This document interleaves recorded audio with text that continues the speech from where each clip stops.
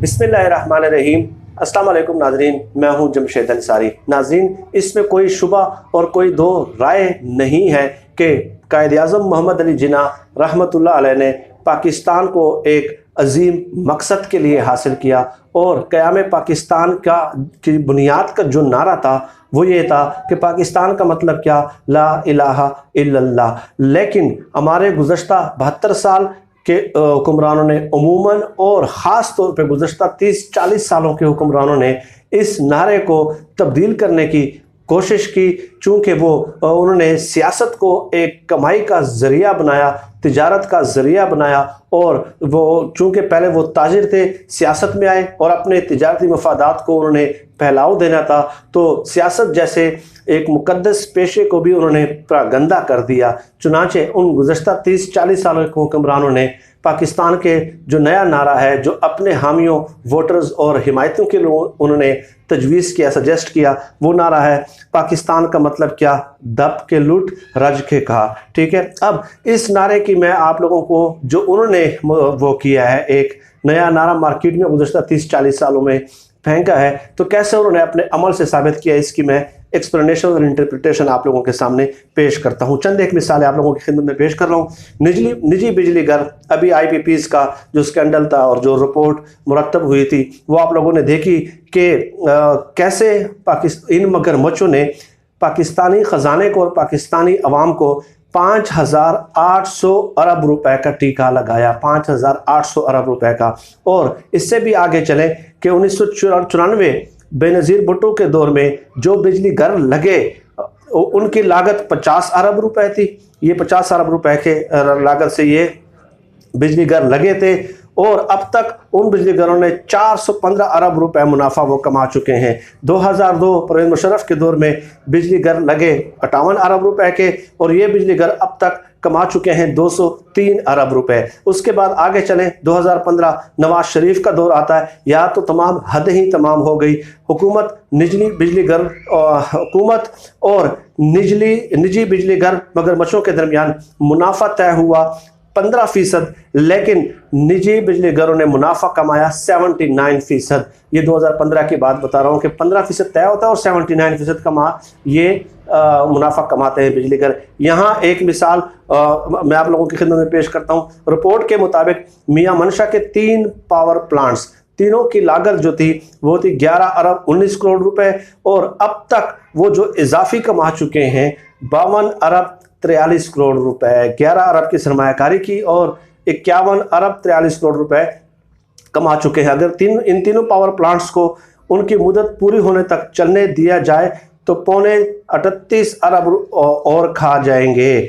अब आप बताइए, ये हालात हैं कि 11 अरब रुपए लगाए, 51 अरब कमा चुके हैं और 38 अरब और भी कमा सकते हैं अगर उनको चलने दिया जाए। गर्दशी कर्जे पे चले आ जाते हैं। जरदारी जो दौर में जो IPPs थे, निजी बिजली घर, इनका सर्कुलर डेट जो था वो था 228 अरब रुपए। ठीक है, 4 अरब रुपए माहाना।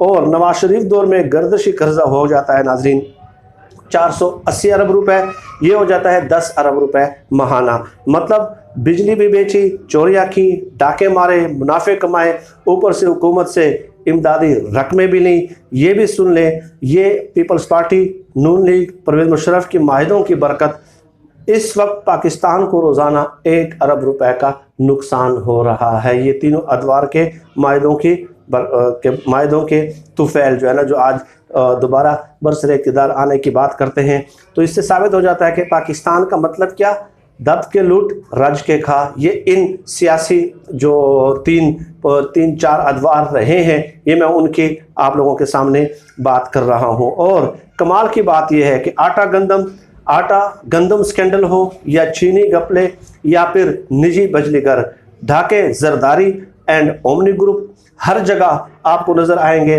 और हर जगह आपको हाउस ऑफ शरीफ जो है ना अपना हिस्सा बकदरे जुस्सा वसूल करता हुआ नजर आ जाएगा। और इसके अलावा जहांगीर तरीन, खुसरो बख्तियार, रज़ाक दाऊद, हर जगह ये लोग ही आपको नजर आएंगे, चाहे आटा स्कैंडल हो, चाहे चीनी स्कैंडल हो, चाहे बिजली स्कैंडल हो। ठीक है, अब मेरा दिल करता है कि सदके जाऊं, जहाँ आसिफ जरदारी, ओमनी ग्रुप, शरीफ खानदान, उन पे तो सदके जाऊं ही जाऊं।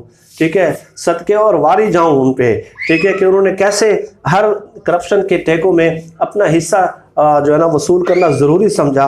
लेकिन इसके अलावा सदके जाऊं जहांगीर तरीन के, खुसरे बख्तियार के, ठीक है, और जैसे साइंसदानों पे। किसान से ये गन्ना खरीदते हैं 180 रुपये फी मन। ठीक है, गन्ने से ये चीनी बनाते हैं, चीनी में चीनी जो है ना मनचाही कीमत पे, अपनी मनपसंद अपनी मर्जी कीमत पे ये एक्सपोर्ट करते हैं। और उसी एक्सपोर्ट पर हुकूमत से जो है ना अपनी मर्जी के मुताबिक ये सब्सिडी लेते हैं और फिर मार्केट में मसनूई चीनी की किल्लत भी पैदा कर देते हैं। ठीक है, मसनूई चीनी बहरान की आड़ में चीनी की कीमत 16 रुपये फी किलो तक बढ़ाकर अरबों रुपए कमाए और फिर 180 रुपये मन लिए गए गन्ने का फूक जो है वो अपने निजी बिजली घरों में लाते हैं और उससे अपने निजी बिजली घरों में बिजली बनाते हैं और फिर उससे भी अरबों के ये मुनाफे कमाते हैं। तो उन पे सदके और वारी जाने का दिल करता है या नहीं करता।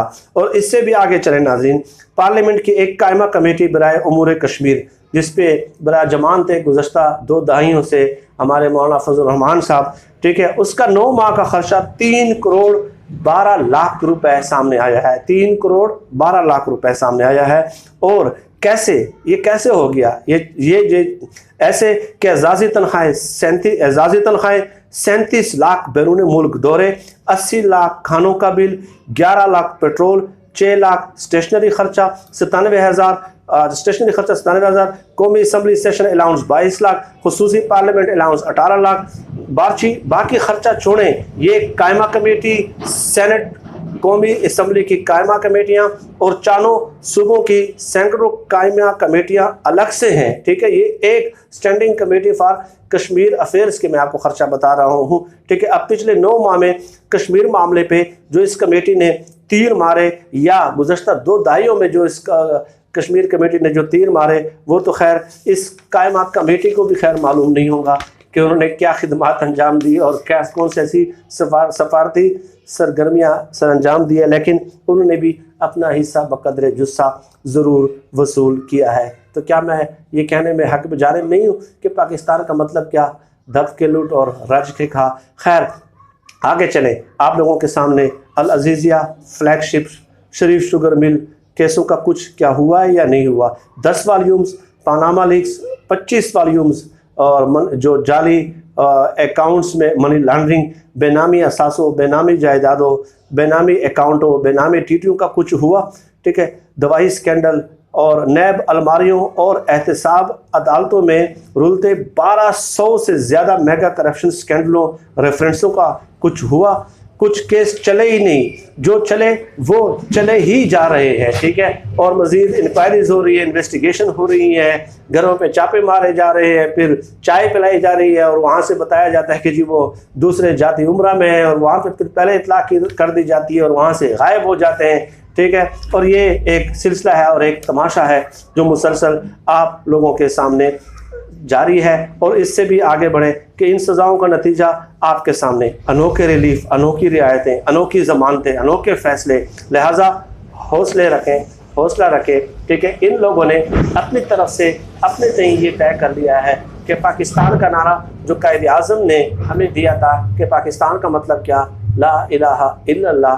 हमने चाहे कोई भी हुक्मरान आ जाए उसके रास्ते में हमने नामुसाद हालात पैदा करने हैं, ऑब्स्टिकल्स और हर्डल्स और इम्पेडिमेंट्स क्रिएट करने हैं। हमने ऐसे ही सिस्टम को धोखा देकर यहाँ से सब कुछ लूट के, ठीक है, अवाम का खून चूस के और सिस्टम को धोखा दे के बाहर बैठ के वहाँ से अपनी तस्वीर जारी करनी है। और इस सिस्टम को जो उन्होंने अपनी सहूलत के लिए मुरतब किया था, लोगों को यह एहसास दिलाना है, ठीक है, कि ये जो सिस्टम हमने बनाया था हम इसको अपनी जूती तले रोंद रहे हैं। हमने आप लोगों के अरमानों का खून किया, 30 साल हुक्मरानी की, लेकिन उसके बावजूद भी हम बाहर जो है ना वर्जिश कर रहे हैं, पार्क में बैठ के कॉफ़ीज़ पी रहे हैं, वॉक कर रहे हैं, ठीक है, और आप लोग हमारा कुछ नहीं बिगाड़ सके। ये 30-40 सालों से पाकिस्तान का नारा बन चुका है, इन लोगों ने बनाने की कोशिश की है और ये मैंने आप लोगों के सामने पेश कर दिया कि सिर्फ गर्दशी कर्जे 10 अरब रुपए और जो है ना महाना, और इसके अलावा 1 अरब जो रोज़ाना का नुकसान हो रहा है, ठीक है। इमरान खान साहब इज़ ट्राइंग हिज बेस्ट और he has 5 years as per constitution of Pakistan. तो इसलिए हम उनको सपोर्ट कर रहे हैं कि इन लोगों को हम आजमा चुके हैं, ये लोग हम देख चुके हैं जो उन्होंने तीर मारने थे। कोई एक इदारा पाकिस्तान का आप मुझे बता दें, मैं चैलेंज करता हूँ, जो इन सियासतदानों के अंडर हो और वो मुनाफे में जा रहा हो और वो मेरिट पे काम कर रहा हो, आप लोग मुझे बताएं, मैं उस पर प्रोग्राम करूँगा। कोई एक इदारा जो मेरिट पे काम कर रहा हो और हो इन माजी के सियासतदानों के अंडर, ठीक है, और जिसको बतौर मिसाल हम दुनिया के सामने पेश कर सकें कि देखें 30-40 सालों में हमारे सियासतदानों ने ये इदारे बनाए हैं और ये हम पूरी दुनिया को एज एन एग्जांपल पेश कर रहे हैं, लेकिन उम्मीद है कि वो कोई पेश नहीं कर सकेगा। नाज़रीन, आज के लिए इतना ही, और आप सब लोग अपना बहुत बहुत ख्याल रखिएगा और मुझे अपनी दुआओं में ख़ुसूसी तौर पर याद रखिएगा। अल्लाह हम सब कामयाब नासिर और पाकिस्तान जिंदाबाद। अल्लाह हाफ़िज़।